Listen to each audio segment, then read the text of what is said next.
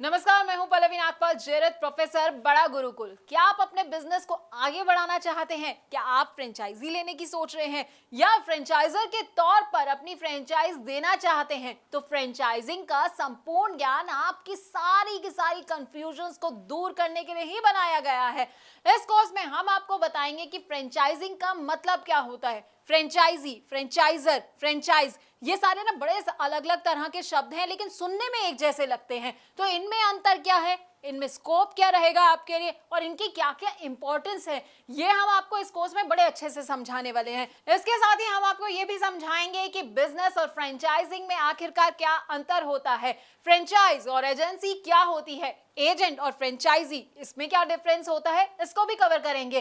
Franchise business से franchise और franchisor को आखिरकार क्या क्या फायदे होते हैं और उससे जुड़े क्या क्या रिस्क होते हैं। अरे भाई, फायदे जान रहे हैं तो रिस्क के बारे में भी तो जानना बड़ा जरूरी हो जाता है, तो हम आपको ये भी समझाएंगे। अब अलग अलग तरह के ना फ्रेंचाइज मॉडल होते हैं जो कि लोगों को पता नहीं होते हैं, तो आपके लिए कौन सा मॉडल सही रहने वाला है, फोको, फोफो, कोको, कोफो, अब इन सब के बारे में भी हम आपको बताएंगे। हम इनके फायदे तो आपको बताएंगे, साथ ही साथ ना इनके नुकसान भी आपको बताएंगे। अब सही फ्रेंचाइज बिजनेस चूज करते वक्त किन किन बातों का आपको ख्याल रखना चाहिए और फ्रेंचाइज बिजनेस से जुड़े कौन कौन से लीगल इश्यूज होते हैं, इसकी पूरी जानकारी भी हम आपको देंगे।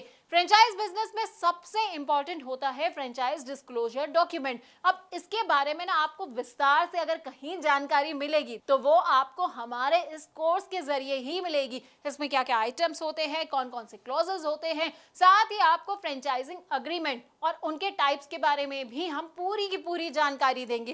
देखिए, फ्रेंचाइज बिजनेस को इवैल्यूएट करने का ना एक अलग क्राइटेरिया होता है, तो वो क्राइटेरिया क्या होता है ये हम आपको बताने वाले हैं।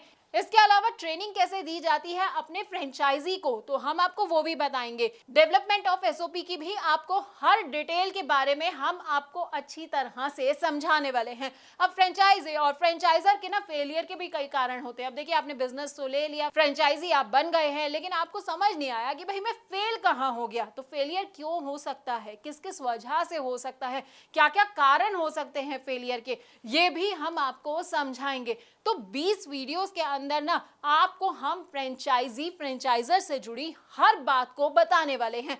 अब आप ये सोच रहे होंगे कि भाई इसको करने से मेरा क्या फायदा होगा, ये सब मेरे लिए जानना क्यों जरूरी है। तो देखिए, अगर आप चाहते हैं मुनाफा कमाना और अपने बिजनेस में सक्सेस हासिल करना, तो बस आपको क्या करना है, आपको इस कोर्स को बहुत ध्यान से देखना है। इससे आप फ्रेंचाइजिंग में फेलियर से खुद को बचा पाएंगे और बहुत आगे बढ़ पाएंगे।